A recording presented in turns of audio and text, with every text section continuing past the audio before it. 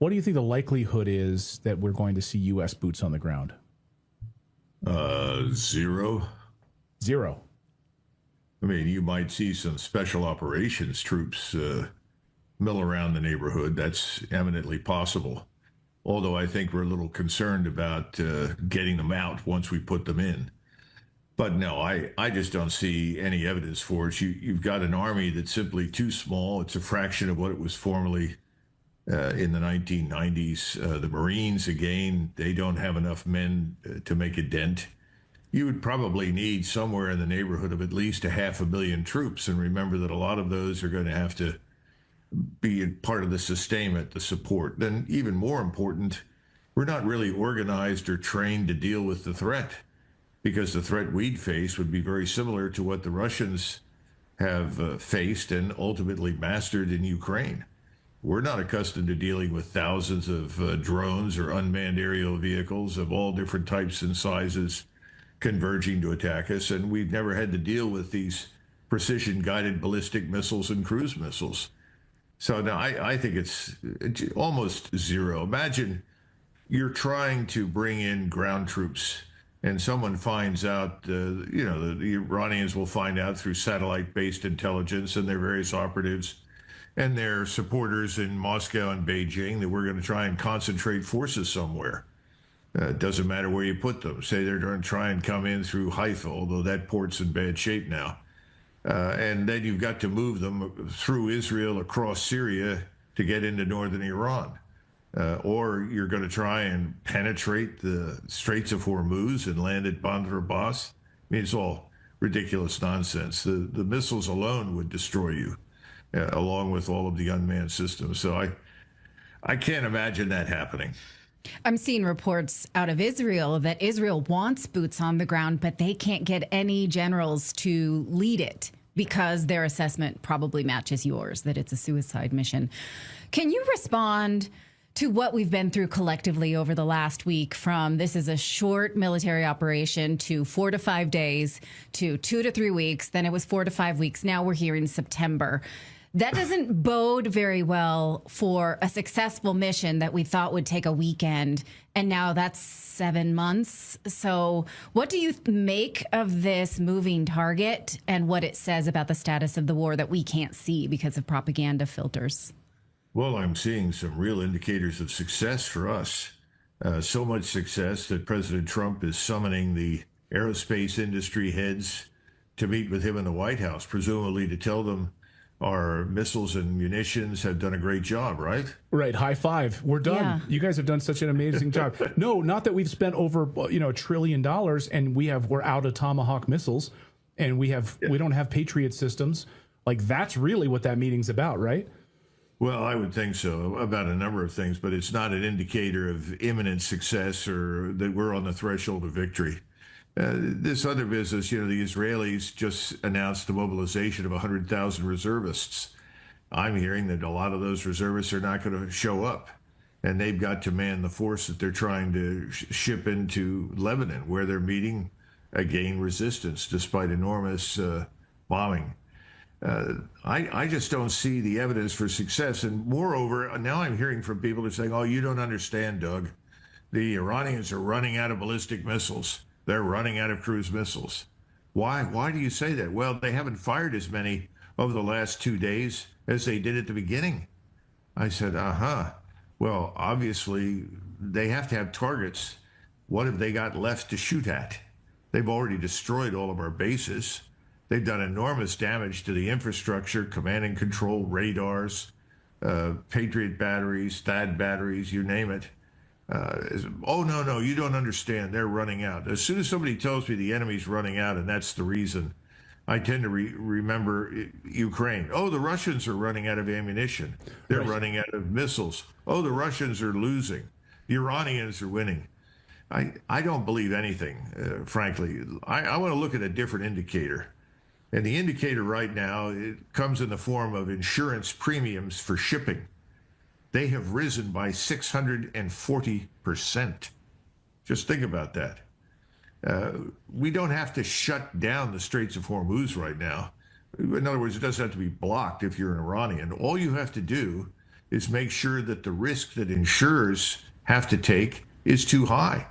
And that's what's happened. We have 3,200 ships sitting to go in and out of the Straits of Hormuz. Now, if you're a Russian flagged or Chinese flagged tanker, you're allowed to leave. You're allowed to come in.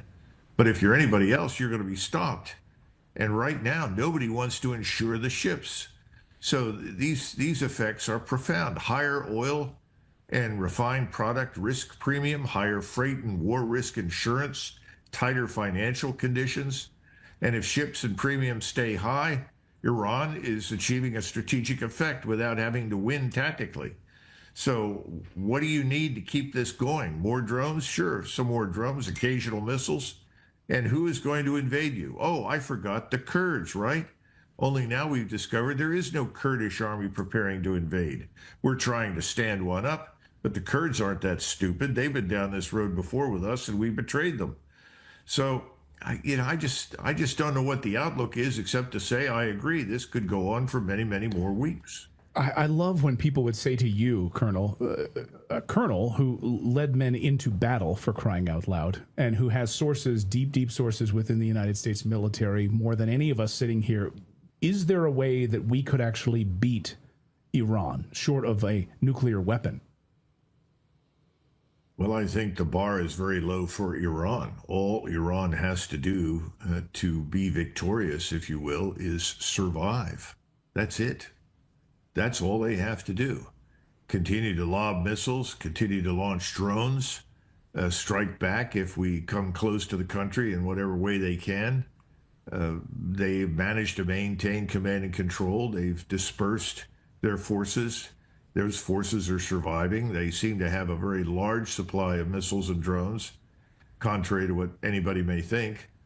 So all they have to do at this point is survive. Now, what do we have to do to win? That's the real question. Right. I mean, you've listened to all this bombastic nonsense and hyperbole from the president. We're the greatest. We have the greatest force in the world. Okay, fine. It's the greatest in the world. What are you trying to do? Well, regime change really hasn't worked very well, has it? You managed to kill the supreme leader. That simply galvanizes the population against you and Shiites worldwide against you. So I don't think that's helped very much. They've developed a good succession system, so if anybody is killed or wounded and taken out of action, they have plenty of people to step up and take over. So if we're not going to regime change this forcibly with bombing by trying to bomb everybody out of office, what are we going to do? And I think what we're trying to do is destroy Iran and cause the society to disintegrate. And we're desperate. We're grasping for straws. We're trying to get the Kurds to go in to create havoc. I see evidence that we're milling around and causing trouble in Azerbaijan that may result in a resumption of the war there between Azerbaijan and Armenia. At the same time, the Turks aren't very happy about our aspirations, since the Kurds, of course, want to build a state at their expense and the expense of Iran. And the Turks and the Iranians are already sharing intelligence. So if our goal is to destroy the country, I don't think we're going to achieve that. But if we came even close to it, I think we're going to end up dealing with the Chinese and the Russians. Yeah. And that's something I thought we wanted to avoid. But then again, we thought that was the case under Biden, and it turns out that Biden crossed all of his red lines almost immediately, sending everything he said he wouldn't send and risking everything he said he wouldn't risk. Looks like Donald Trump wants to do the same thing. Right.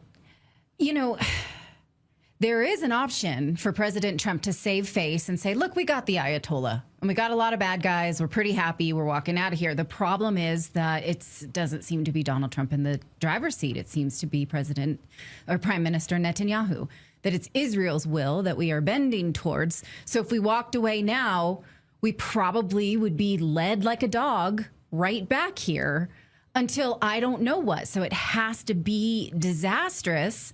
And yet we can't really get a true picture of what the Americans are being asked to do, even though we're funding it. And I notice, because I follow your X feed closely, it helps me to cut through the bull. But you got a lot of turds now who are pushing back on you. And I didn't see this before, because the pro-war faction, the pro-war bots are out And I notice you're taking a lot of stuff for telling the truth now. That tells me something, That tells right? me you're over the target, Colonel. Yeah. Well, unfortunately, if you object to waging war with uncertain purpose and unattainable goals, then you're viewed as a traitor. I mean, that's obviously you don't support what's right and good. But I think Americans are smarter than Washington thinks. And I'll be frank, I don't think this is going to lead anywhere. I don't think President Trump is going to tow the battleship Missouri into the Persian Gulf and then repaint the name on the Missouri to the USS Trump and hold a surrender ceremony there for the Iranians. I don't think that's going to occur. I hope we can get out of this without ending up in a major war with Russia and China, without blowing up the entire region. The entire region is pretty much blown up as it is. But I think what's going to happen is that over the next several weeks, war fatigue is going to set in. I think we will take more casualties than we've taken thus far. And I think President Trump may be in real trouble. He may not finish his term. He may end up no longer being president by the time the war ends, however it ends. So maybe you can give us just a military assessment beyond what you've already said here. Where do things stand on the Israeli side? Are they, CNN is not allowed to show us. Fox News is not allowed to show us. RT got shut down from showing us what's actually happening inside of Israel, bombing attacks inside of Israel. What do we know about the Iranian capacity at this point? Are they sitting back? As Professor Morandi in Tehran has said this morning, the Iranians are using basically some of their old missiles. They haven't even really used some of their most advanced stuff yet, and they're sort of sitting back. Can you help us understand? And also the American deaths. We've only heard 6 Americans have died. I'm hearing that number is false. Maybe you can tell us about the American killed in action numbers that you're hearing about. Maybe you just can give us a sense of all of these things. Well, let's start with Israel. I think internally, Israel is suffering from considerable unrest. There are lots of unhappy people in Israel right now. They've been through quite a lot as a result of starting this war in the aftermath of 7 October. They've got armed forces with people that are exhausted, that are tired. At least 1 million Israelis have left the country and gone elsewhere, and I'm sure more would leave if they were able to do so. So I think the future for Israel is ominous. It strikes me that Israel and Iran may well end up in this contest that I would describe as competitive collapse. In other words, which state falls apart first? And if I were betting, I would say Iran will not be the first, that it will be Israel internally. They're already bringing in large numbers of mercenaries to fight, and that's been going on almost from the beginning. Israel has sustained a lot of damage. It's probably going to sustain a lot more before this is over. And I don't know where Mr. Netanyahu is most of the time. Everybody keeps asking that question. He's not exactly very visible these days. So I think Israel is in trouble. Let's put it that way. Now, when we go to the Persian Gulf, we look at the Emirates, we look at Saudi Arabia, but particularly the Emirates, I think we as a nation are finished there because deterrence has failed. What the Iranians have demonstrated pretty conclusively is to fight wars, you don't really need navies and air forces if you're defending your country. With missiles and unmanned systems and ground troops, you can wage war for a very, very long time. We are at the end of a 6,000-mile logistical pipeline. We've got to replenish everything. We don't know how many missiles we've fired.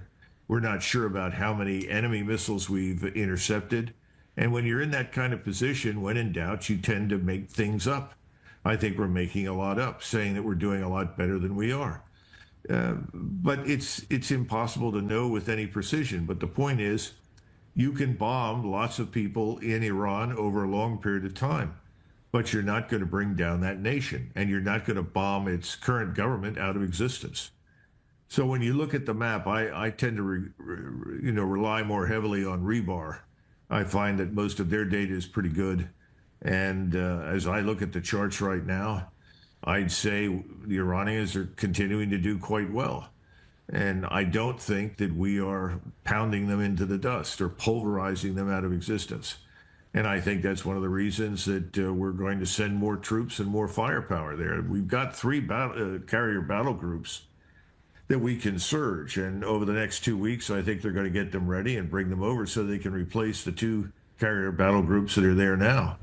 So this is going to go on. And as you pointed out, everybody stopped talking about 48 hours. Remember, we go back to Witkoff, and he said, well, President Trump and I thought they were going to capitulate. I mean, after all, look at all the firepower we amassed. Persia has been with us for 2,700 years. I don't see any evidence that they're about to go away. I think they'll endure. I think ultimately, by enduring, they will win. The question is, what sobers us up? I think it's going to be economics. Remember, Japan depends for 73% of its oil on the Persian Gulf. South Korea depends about 65% of its oil comes out of the Persian Gulf. China, 50%. But the Chinese have substantial strategic reserves, and they have a new pipeline into Siberia. So that no doubt helps a great deal. India's oil, 50% of it comes from the Persian Gulf. And right now, Indian industries, whether it's ceramics or automobile tires or any number of things, anything that contains petroleum, all of your fertilizers contain elements from petroleum. Those businesses are being destroyed in India. And people are beginning to say, now, wait a minute. Did President Trump ever consult with any of the nations with which we are aligned or nations that are ultimately friendly to us before he decided to do this? The answer is no. Did anybody really present him with a systematic analysis of how likely it was that we would be successful striking Iran from the air, or was that simply waved aside based on anecdotal evidence provided by the Israelis that said, oh, this will be over in 2 days or 3 days or 4 days? We don't know the whole story. I mean, the truth will come out. Eventually, we'll find it out. But I think most of our assumptions were false. They were evidence-free, as so much analysis in Washington is. So I think we're in for the long haul. And hopefully we don't have any ships that are damaged or sunk. Hopefully we don't have a carrier that's struck by one of these ballistic missiles. That would be disastrous, because right now all the bases are basically gone in most of the region. They're not usable anymore. Gosh. I want to ask you just one more question about the idea of escorting ships through the Strait of Hormuz. No one has taken us up on that offer. President Trump said, hey, we'll be the insurer.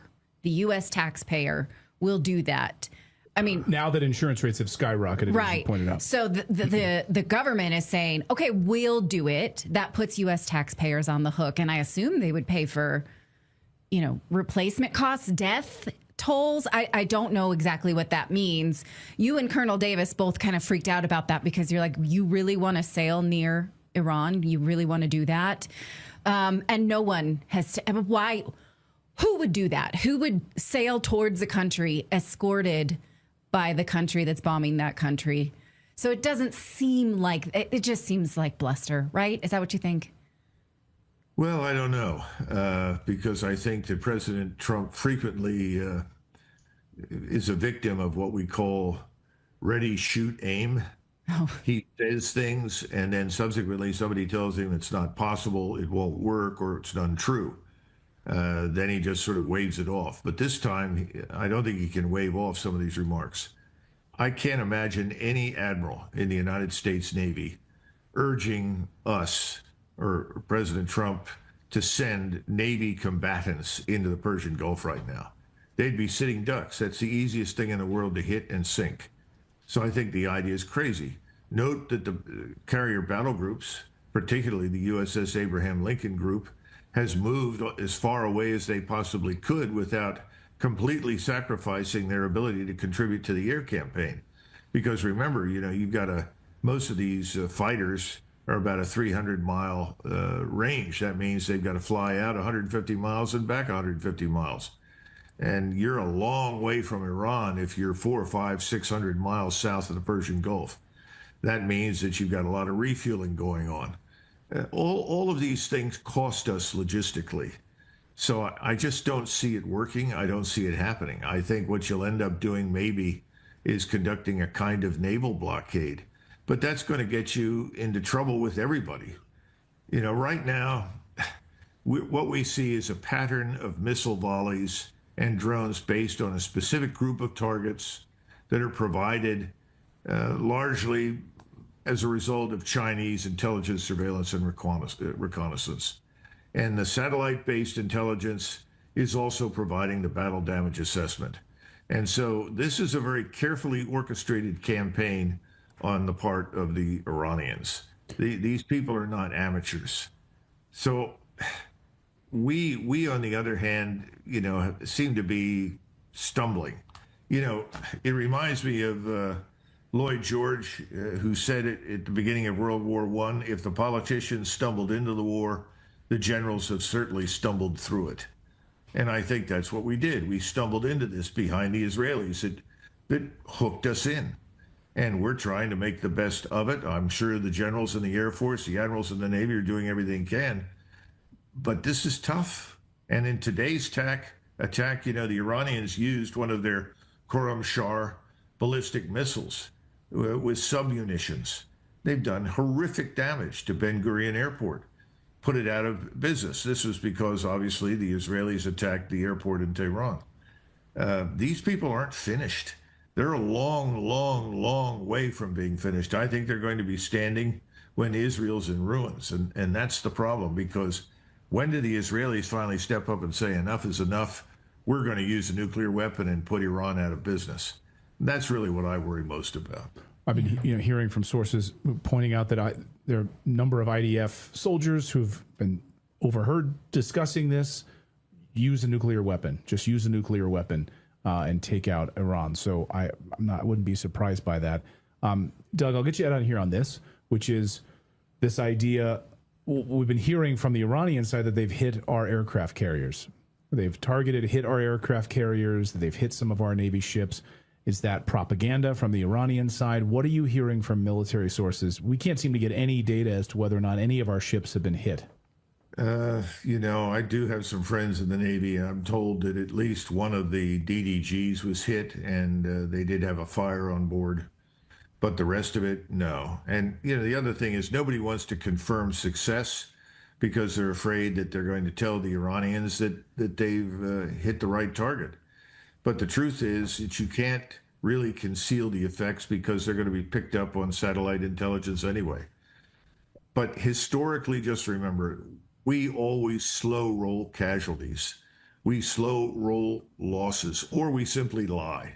We lied during the Second World War because the losses were always higher than we expected. During World War I, they were horrific, and people waited months to hear the truth.